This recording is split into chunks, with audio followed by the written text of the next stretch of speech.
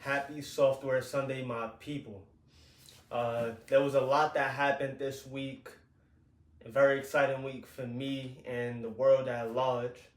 I want to talk about the Newark Tech Week and how amazing experience has been, and then some of the changes that are happening inside of the uh, cybersecurity and infrastructure association in the government, as well as some interesting changes that are happening for Microsoft and Apple that present an opportunity for software engineers and teams that are supporting enterprises that rely on those platforms.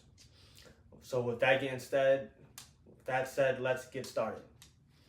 So for this week was the annual Newark Tech Week in Newark, New Jersey, for those that live in Delaware. But this was an event or a series of events that brought together the technologists, founders, and also funders in the New Jersey area, as well as a few from New York and the other surrounding areas and cities. I think they had at least 25 events over the past 5 days.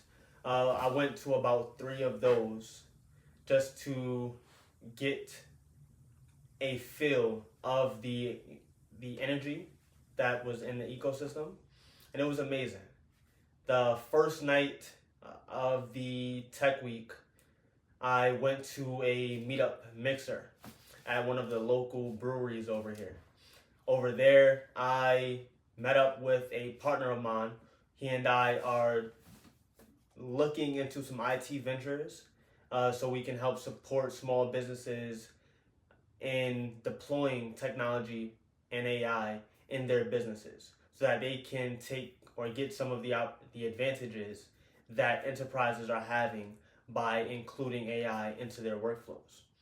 So we connected at this event, started talking to other folks that were selling tax software to enterprises in a global company. I was able to connect with this woman and just learn a little bit more about how she's going through selling to American buyers.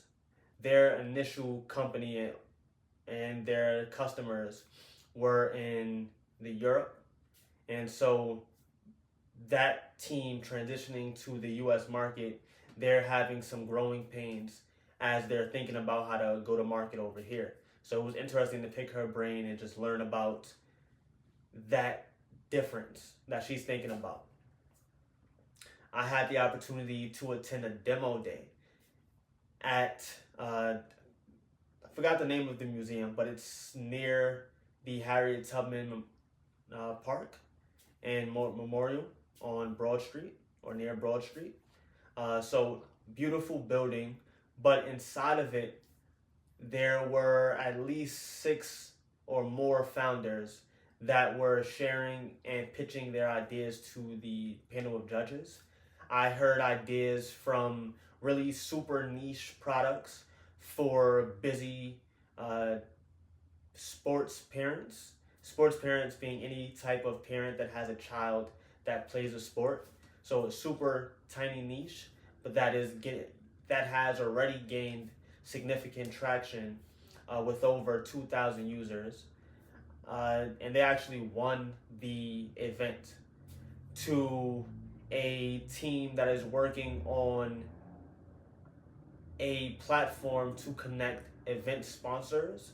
So if you think large enterprises that are looking to build a community around their products and their brand, with event hosts that are looking to get sponsored dollars to actually put on events to help build and create experiences and curate vibes for their community. So pretty much they're building the network and the platform to connect those two sides and making sure that those enterprise clients have the opportunity to actually calculate the return on investment for their spending. And it just, their goal is to just create an easier process for these event sponsors to find the event hosters and make sure everyone is getting everything they need from that relationship. So I met with that founder, James, who is an awesome guy, and just thinking about the way or when we discussed the way he's thinking about growing the product and where they're heading over the next year was pretty cool. And I would definitely love to connect with him some more. And there were a bunch of other demos during that event that were like, one, seeing some of the pitch decks for some of these teams and just seeing exactly how they're structuring the story that they're telling people, and how they're thinking about, hey, I'm not just solving the problem, or this is not just a product that provides this solution. I'm building this product so that there is a clear challenge that is being overcame with the product that I'm building. So being able to just peek inside of that storytelling was amazing for me. And finally, I went to another mixer type event on Friday where I was able to connect with a few folks that work with VCs. I connected with a gentleman that is in operations for a Fortune 500 company, and even some folks that are, doing a lot of great work in content creation and marketing for a number of brands.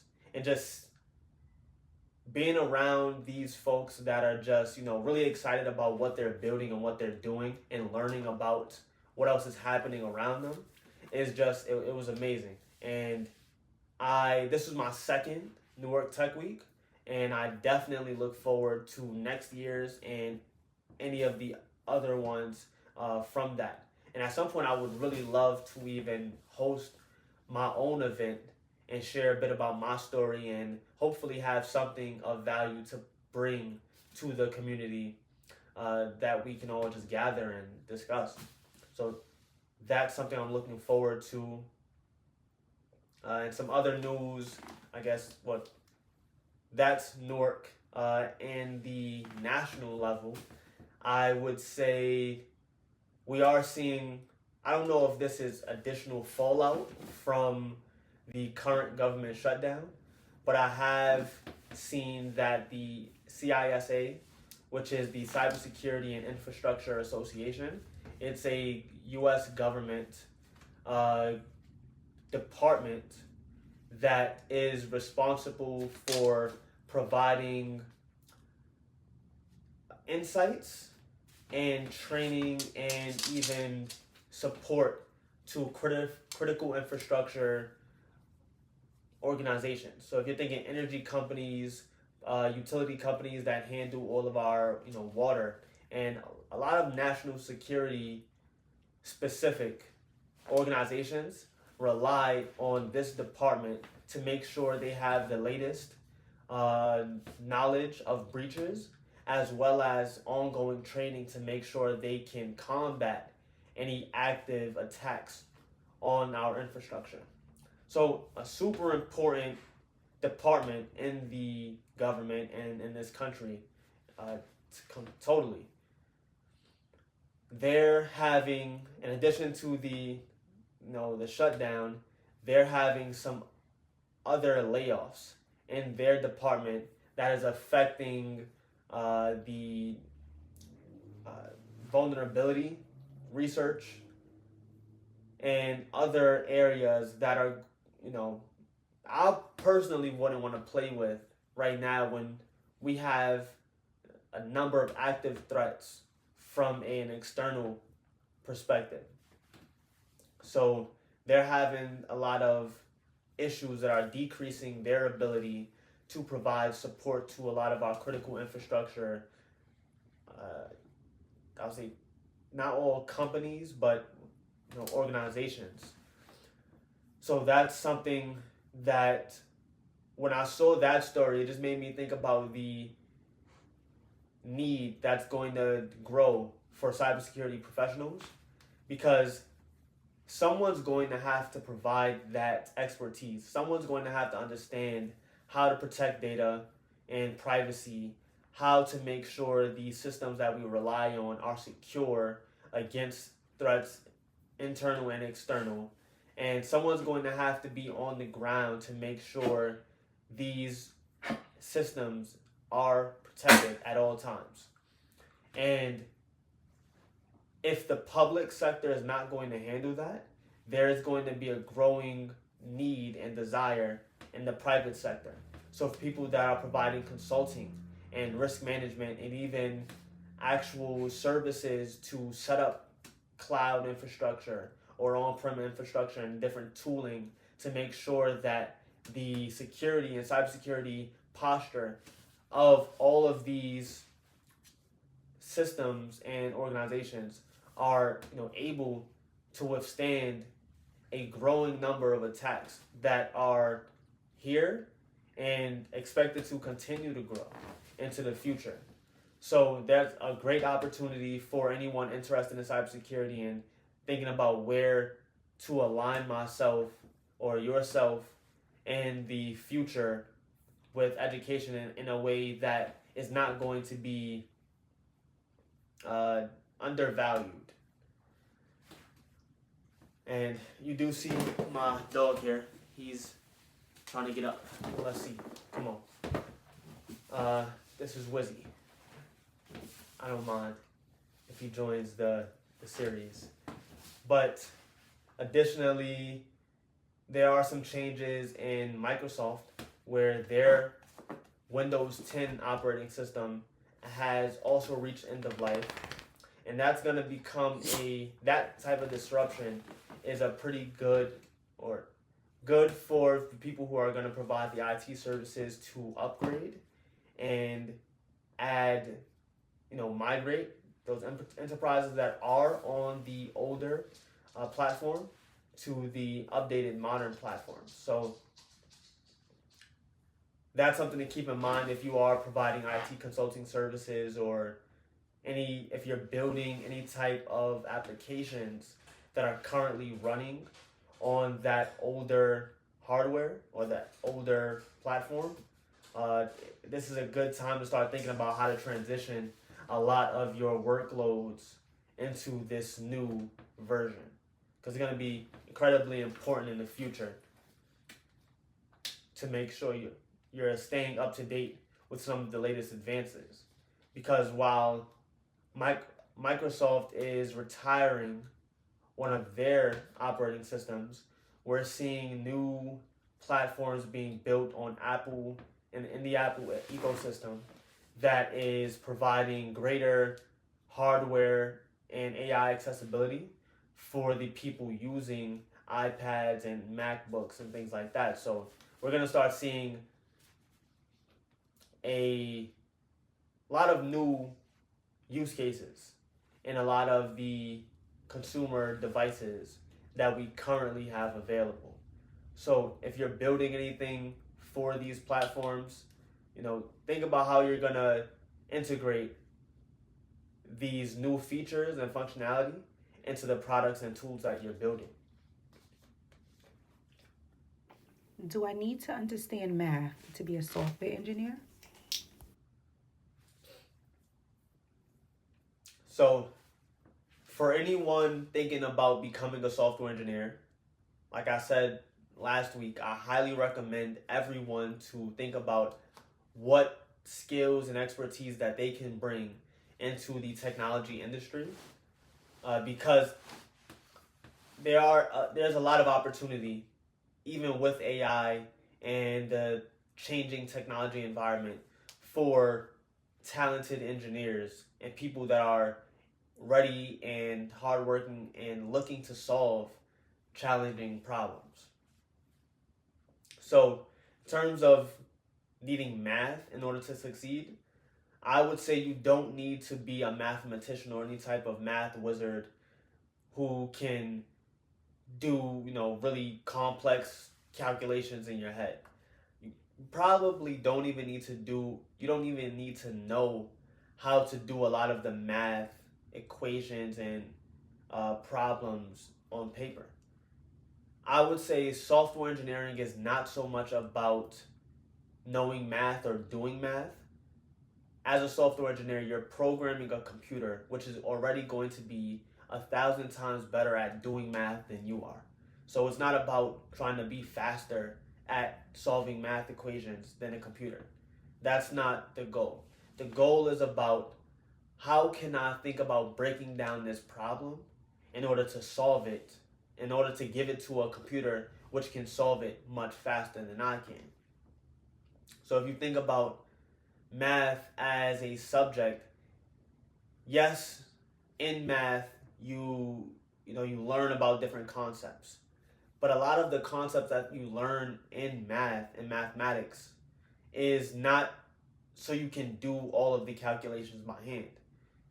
We've been using calculators, or at least my generation has been using calculators since we originally entered school. Like, you've been using calculators since the fifth grade at the minimum, and probably even before that, to do addition, subtraction, multiplication, and things like that.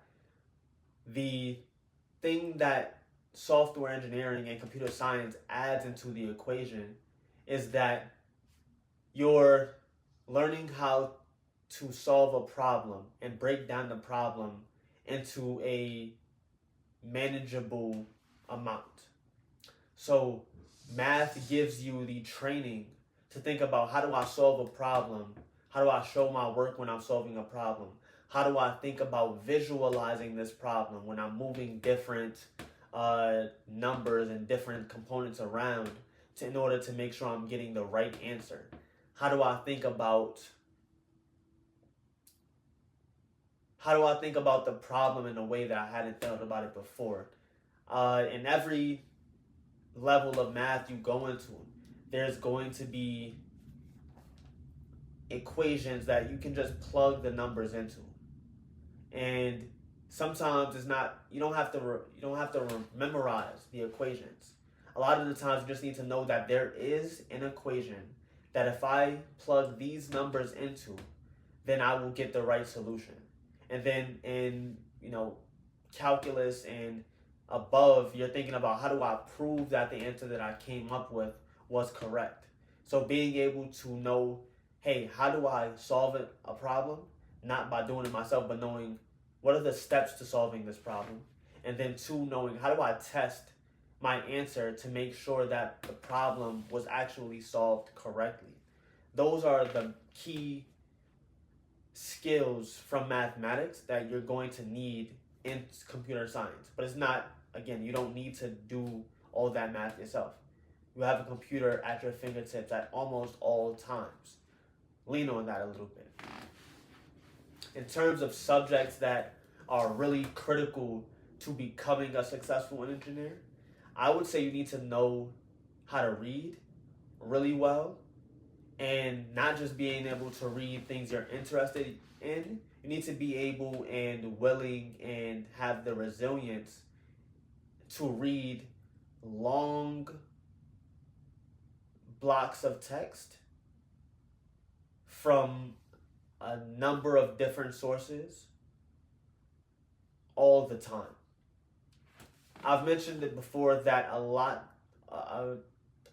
of software engineering is sometimes just having the right documentation in place to understand what the system is meant to do. All of your code is going to be written out. So you need to be able to read the code and any additional documentation or comments in that code. But also, so you may be learning about a new framework or a new regulation that is applicable for the team that you're working on. If you're working in healthcare, or if you're working in the financial industry, where there are regulated companies that have to be following certain rules. All of those rules need to be documented. And so you're going to be doing a lot of reading and a lot of writing. If you're not a strong reader in the sense that you don't mind reading all the time and a lot, then that will be more of a hurdle to overcome than not being able to solve a math equation. and you can still learn. And if you're a strong leader, you can still learn and the logical aspect of problem solving that's necessary for computer science and to succeed in software engineering. When does burnout become an issue? Burnout becomes an issue when we realize or feel that the effort that we're putting in is not giving us the right amount of reward.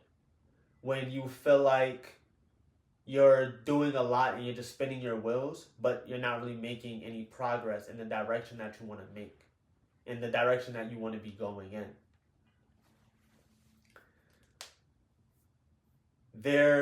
When you're working on a really large project, the burnout doesn't come from working long hours or late hours.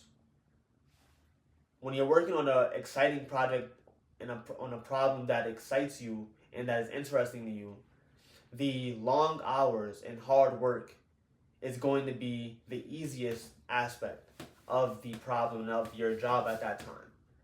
The hardest aspect is going to be when you're trying to align your values with the values of the team that you're working with. That's going to be, and making sure that you're getting the right amount of feedback and that the feedback you're getting is helpful to you. It's helpful in refining your skills and your mind and your expertise, and again in the direction that you want to be moving into. Yes, I would say one of the health aspects of burnout is that you may, and I think this is really going back to values. If you don't value your health, then you will forget about your health at a certain point. And so a project that is drawing on for a really long time is going to feel even more difficult if you start letting your health slip. And so what I do to avoid the feeling of burnout is to make sure I'm getting some light in my eyes, right? I like to go outside and see the actual sunlight.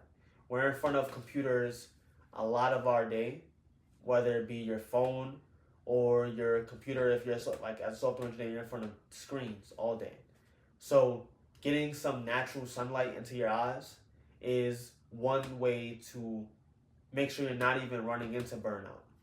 Making sure you're exercising and walking sometimes just to stretch your legs. You're at a desk all day. If you're sitting down, your posture can be affected. Your knees and joints can have a negative impact on those. And really burnout comes from when all of the mental and physical and spiritual values that you have are not being met by the current problems or projects that you're on.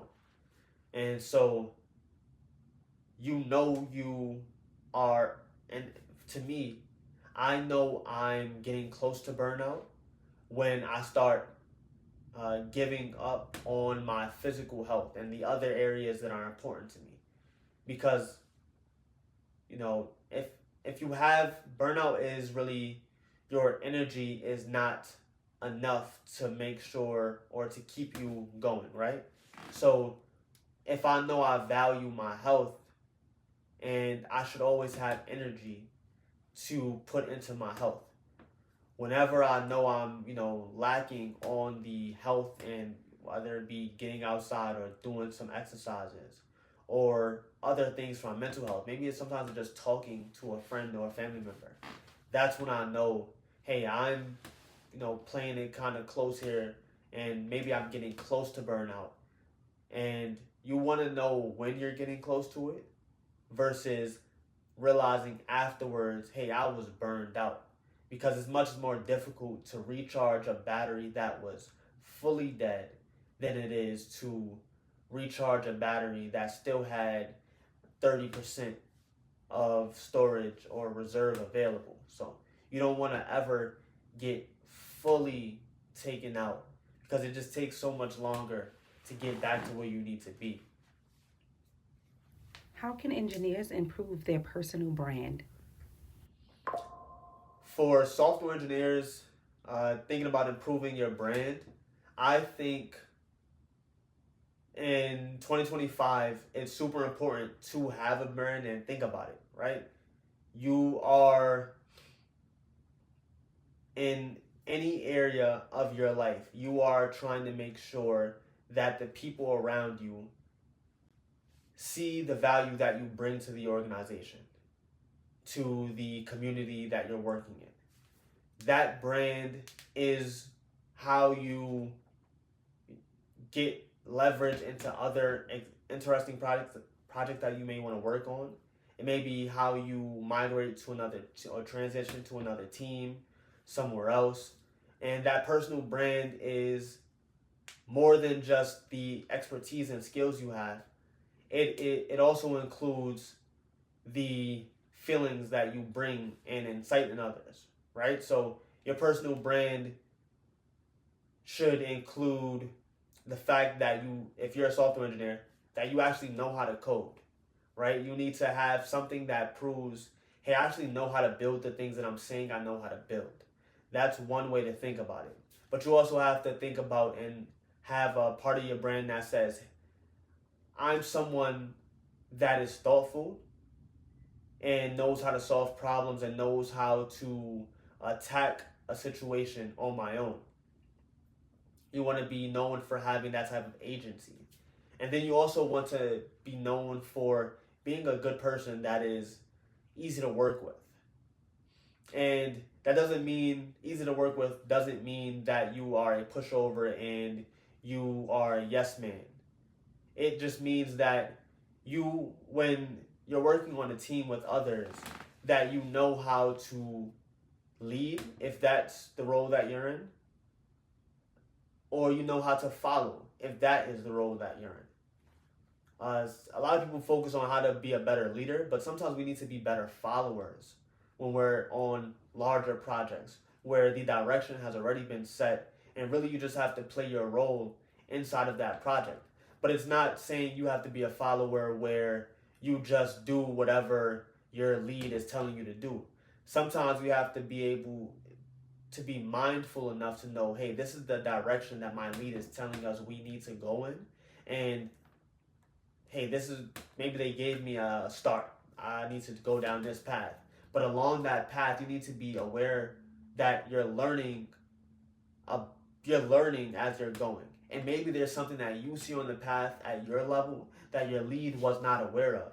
And now you need to know how to integrate what you're able to see from your vantage point with the overall vision that the lead has to make sure that you guys are aligned. And sometimes you can add on to the vision in a way that still aligns with the initial goals, but that also again includes that, that quality and that perspective that you bring to the table.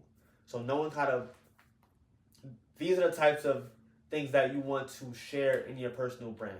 And so that can be shared by your writing, on different platforms. Maybe it be a Substack blog, or maybe you're writing and responding to posts on LinkedIn. Because I don't think it's so much on LinkedIn and other platforms. Sometimes you don't have to be the main one creating the post. Sometimes part of your brand is just being able to give a good and a clear response to something or an idea that someone else has raised. Maybe they raised an interesting question that your unique perspective can help give more clarity to. And that's one way to improve, to show and express your brand on that type of platform. Maybe it's a podcast that you start where you're asking questions to people who are interested in you in your field. Maybe it's the portfolio of products that you build that are interesting to you. I'm working on Garage Assist. I personally have no understanding expertise of vehicles or how to take care of them. And I've had a lot of challenges as a driver and someone and a business owner who needs who needs my vehicle to make sure I'm able to conduct business effectively and reliably. So I need a car that is working for me. And there's been times where I haven't had the expertise to maintain the vehicle in the way that it needed to be maintained. And so I created Garage Assist to help me make sense of those challenges that I was having. And that is a piece of my portfolio. This is something that meant something to me, and I built it because it was important to me. And so having that type of, again, that shows agency. It shows that when you see a problem, you think about a solution, and then you know how to execute to make your solution a reality. So think about that when you're thinking about building your personal brand. But again, at the end of the day, it's about how do I show more of who I am? Because there are different things that you'll do in your career that are, necessary, but they don't actually show to anyone how you can help bring value to them and the things that they're working on. And that's really what the purpose of your personal brand is, if you're trying to, be the most, I would say you want to be a servant, right? You want to give to people around you, but they need to know what you can give to them. They need to know why they need it.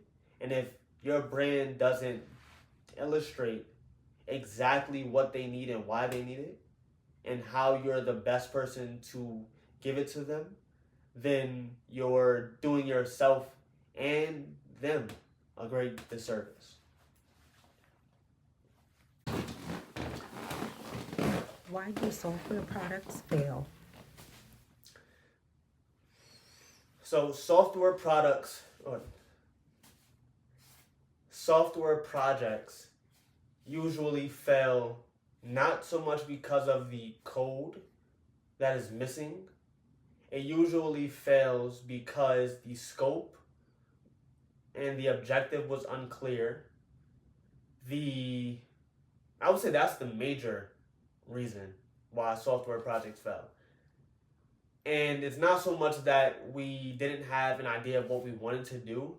A lot of the times people have an idea or they know exactly what they want to do, or they kind of have a really good idea about what they want to do, but they haven't thought about how it would actually be executed on to actually ensure that the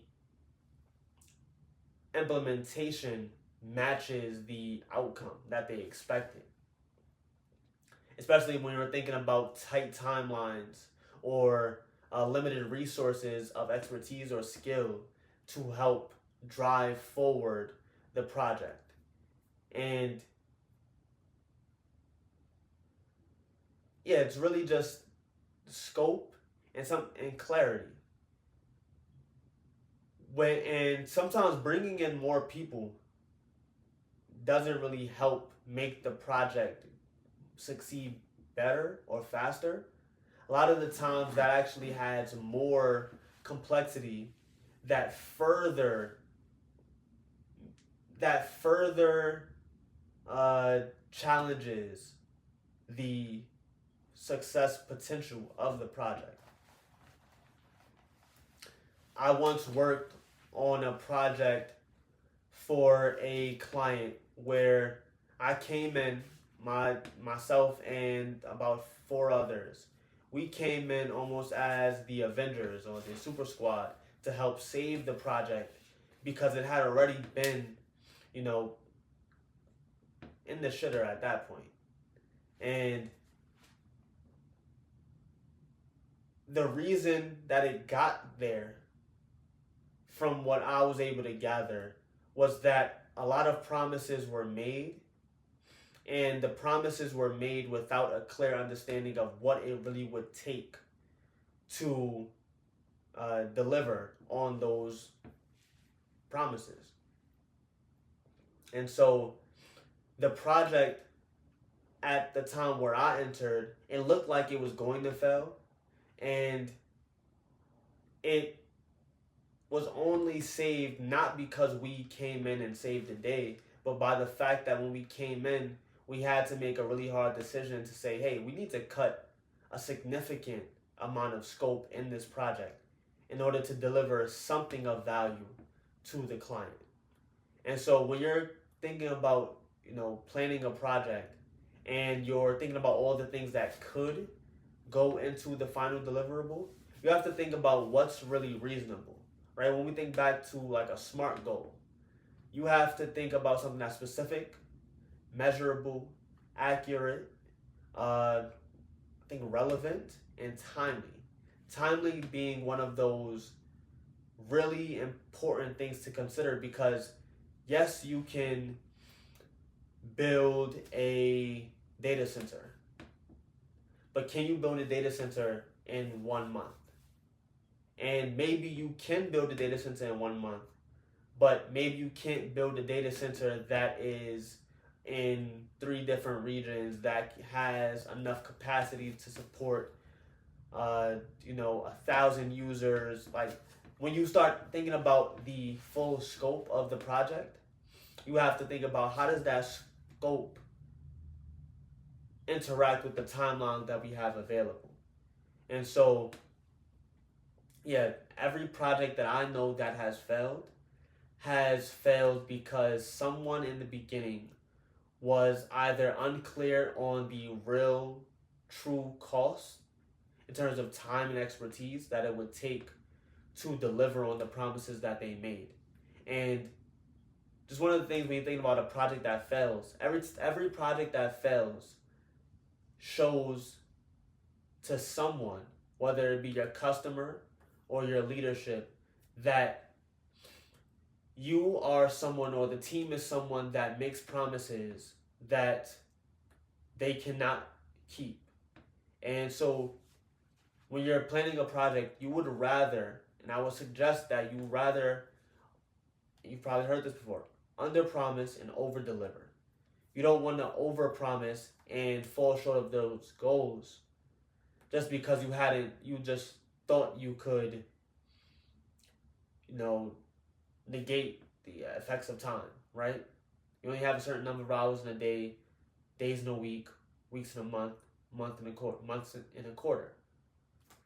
You have to really be mindful about what you're agreeing to deliver, especially when someone is waiting on that deliverable.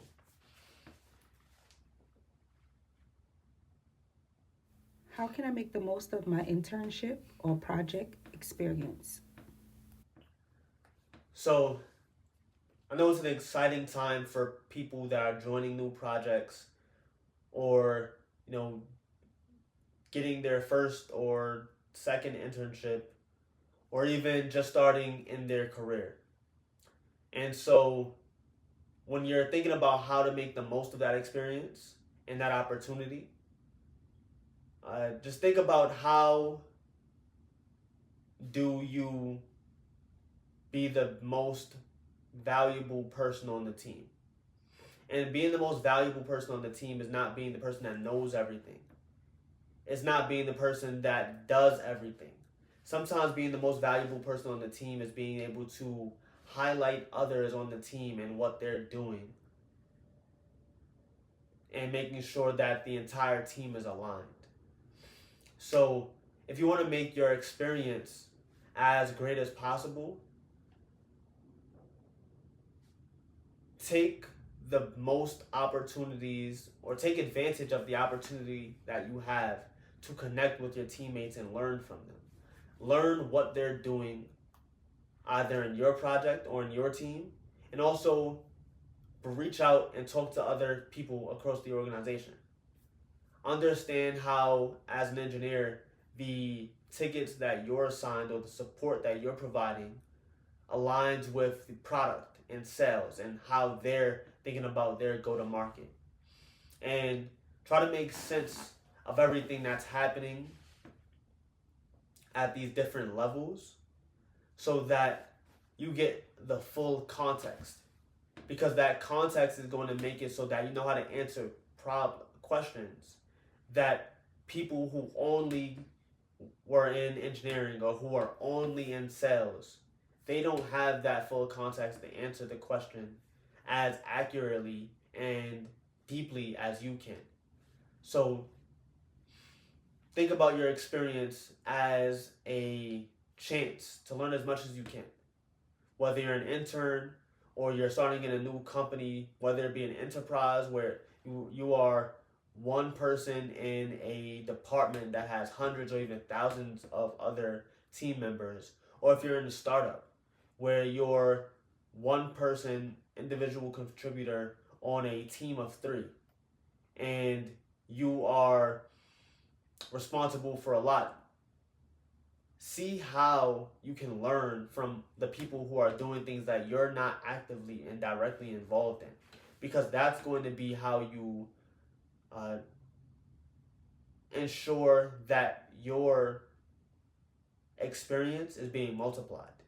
Because you as one person are only going to be able to see 1 or 2 things in your time.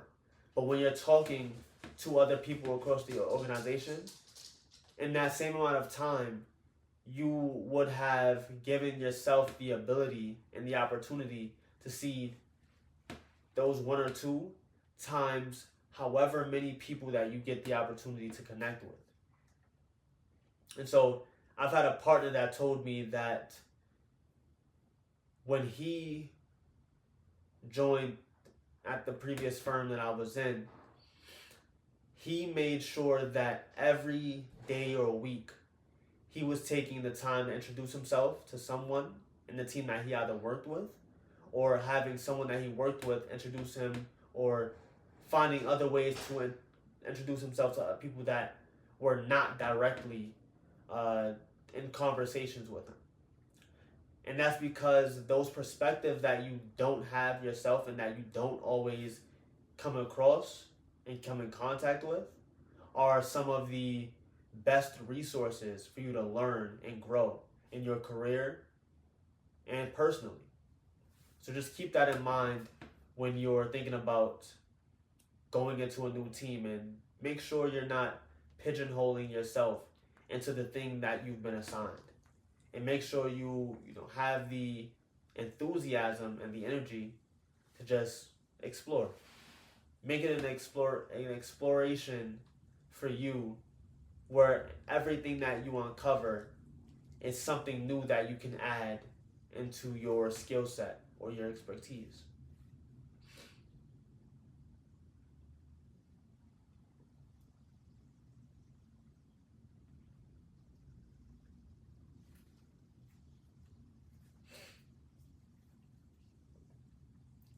So I wanted to talk a little bit more today about the human touch inside of software engineering and technology, and I would even say culture right now. Because with AI and agentic systems, we're starting to see a point, or we're getting to the point where it's going to be really difficult to know when you are interacting with a artificial intelligence versus a human natural intelligence. And this wasn't a problem, or it's not a problem now, but there was a time where all of these artificial systems that we're using were being trained and tested using real humans, and having real humans to be inside of that process. Now we're starting to see more automated systems testing other automated artificial systems. And so, and on one hand, it's creating a higher feedback loop that makes these systems much smarter and better, but it also makes it more difficult for us as humans to see the difference. And so, what I always want to highlight and emphasize to everyone that, as a human, as someone with unique experiences and a unique perspective, you have the opportunity as someone who has access to AI to take the AI and the agentic tools that you have to create a more human experience. You have the opportunity to take the tools that you have available to you to create things that are more human and allow humans to create more human and fuller experiences that just make it a more delightful experience as a human. So think about that when you're building things and thinking about when to use AI versus when to do it yourself. You never want to give an artificial system full reign to just go and do what it wants for too long. You always want to have some type of human in the loop to act as a quality gate or to make sure the direction that the artificial system is going in is the right direction, that it aligns with the values that you have or that the organization or the values of the organization that you're a part of. Make sure that as you're thinking about where to include the human in the loop, make sure you're thinking about the experience that your end user or your customer or client is going to have. Because at some point, they're going to be, I won't say tired of AI, but they're going to be a bit overloaded. They're going to be used to everything being AI generated. And that, again, going back, even thinking about the number of screens we're in front of all day, sometimes that just becomes overwhelming and we get tired of it. So think about how you can use AI to enhance your ability to show up as the human that you are, to create that better experience for the people around you and in your community. Because I think that's going to be where the real value is from people who are using AI versus the people who are being used by AI. Is knowing where exactly can I put myself or put this tool to make sure that I'm more efficient, but not more efficient at the expense of the human, warm, natural touch that we all bring into this situation based on our experience.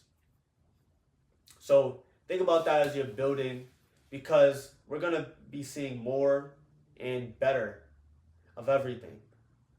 But let's make sure the more and better that we see actually aligns with our vision and our goals and the culture and society that we want to create into this world. And I know it'll be a challenging way to do it, but it's going to be fun nonetheless. So with that being said, it has been a great conversation and blah, blah, blah.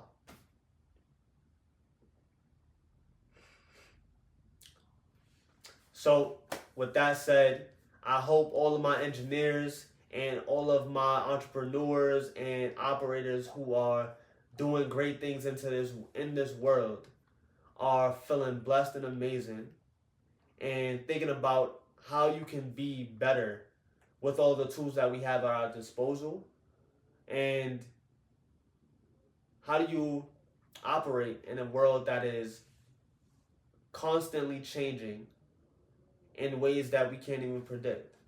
So everyone, enjoy the rest of your week and be healthy, be happy, be great. Peace out.